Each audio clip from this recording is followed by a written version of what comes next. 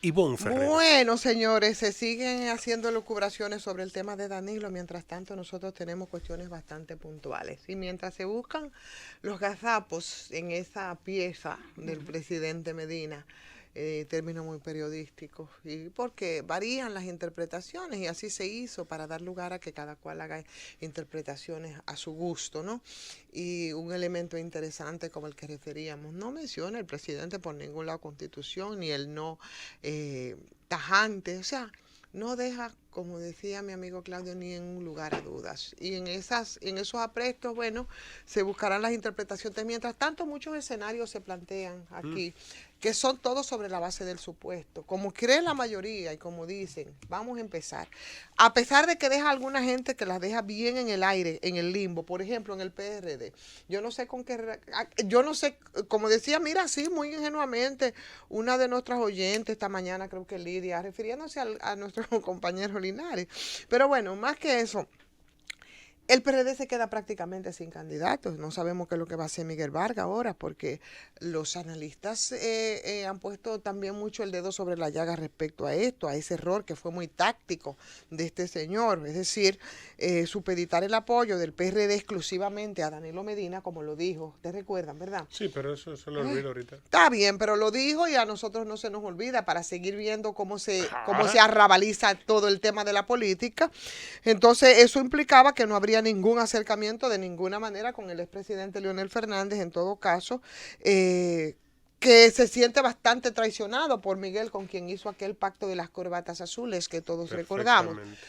Pero bueno, son suposiciones de escenario, como por ejemplo el ejercicio que hacíamos esta mañana. Vamos a creernos que en efecto Danilo no va.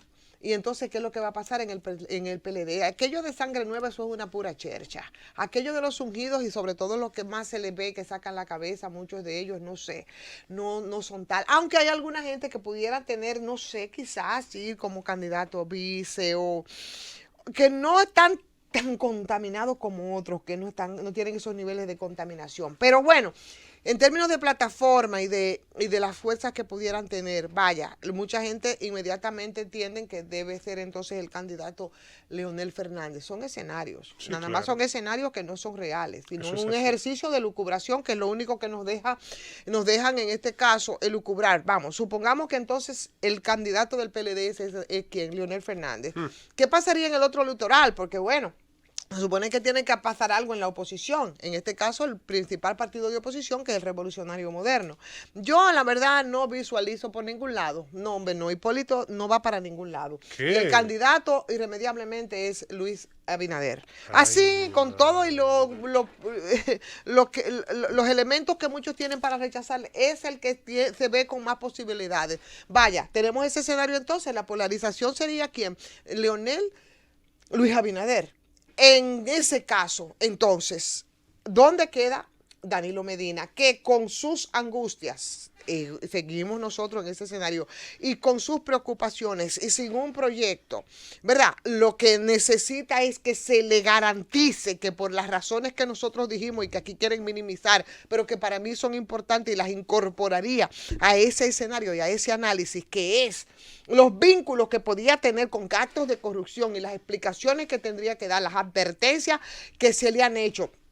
Porque aquí hay tres puntos importantes. Vamos, tenemos ya ese escenario, suponemos allá, ¿verdad?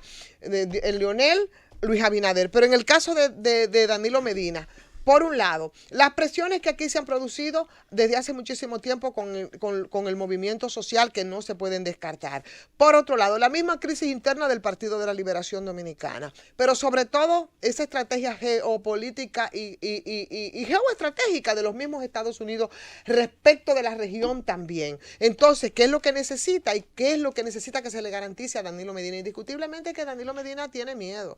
Y tiene miedo porque podría enfrentar situaciones con la justicia. Podría enfrentarla. ¿Qué? Entonces, ¿quién se la va a garantizar? ¿Hacia dónde se volcarían las fuerzas del danilismo en este caso? En un escenario así, de polarización entre Danilo, entre Leonel y Luis Abinader. vamos, se hizo una fisura tan grande entre Leonel y Danilo que no pudiera, que traspasó más allá de lo político y que casi llegó al plano personal. Yo pactaría yo en lo personal con Luis Abinader. Entonces, ¿tú crees que por las mismas situaciones y por las angustias y por las necesidades que tiene Danilo Medina, que no es solo preservar cuotas de poder, sino preservarte en la impunidad, las presiones hacia Luis Abinader podrían garantizarle a Danilo Medina que volcase su fuerza hacia él para que pueda ser el presidente de la República y que eso no tenga un costo y un impacto político? O sea, Luis Abinader podría garantizar lo que necesita Danilo Medina. En este caso, ¿qué pasaría entonces? Yo creo que no, yo pienso que no. Ahora, vamos al otro litoral entonces, que sería, ¿qué queda? ¿Qué queda? Leonel Fernández. ¿Qué pasaría con Leonel Fernández? En política 2 y 2 son 38. Exactamente. Porque el PLD, a favor de quién jugó para que David Collado fuera el alcalde. Está bien, pero lo que estamos diciendo es de lo que necesita Leonel Fernández y de lo que necesita Danilo Medina y quién se lo podría garantizar. Yo no estoy diciendo que sus fuerzas no podían irse a Luis Abinader, perfectamente podrían irse. Ahora, en ese escenario y a partir de las necesidades de Danilo Medina, ¿qué le garantizaría? ¿Le garantizaría a Luis Abinader eso que quiere y que necesita Danilo Medina sin una presión desde afuera, que desde hace tiempo, porque también tú tienes que en ese escenario ver los distintos elementos que tienen peso en esta sociedad? Aquí antes se hablaba del tema de la corrupción como algo normal, desde tiempos de Balaguer, donde Balaguer decía que se paraba en la puerta de su despacho de manera bastante irresponsable, porque la estimulaba, ciertamente. Desde entonces aquí se veía el tema de la corrupción como algo normal, pero hace un buen tiempo que ese tema de la corrupción y de la impunidad, el pueblo dominicano entendió que es lo que motiva todas las situaciones y todas esas deudas que nosotros tenemos, y lo tomó como estandarte de lucha, y ahí está. Vuelvo, insisto, negar lo que ha sido durante 3 años el impacto de Marcha Verde en las calles sería casi, bueno, nosotros querernos hacer los tontos. Entonces, eso sería lo que se volcaría ¿hacia dónde? Hacia Luis Abinader, en caso de que decida Danilo Medina volcar sus fuerzas para impulsar a ese candidato, precisamente porque la ruptura con el leonelismo ha sido tan grande. Entonces, ¿cómo va a manejar esos escenarios Danilo Medina? Del Danilo que, entre comillas, dice que no se reelegiría, que yo no estoy convencida de eso, porque hace 4 años juró por todo que no lo haría e igual lo hizo. Ahora que ni siquiera lo dijo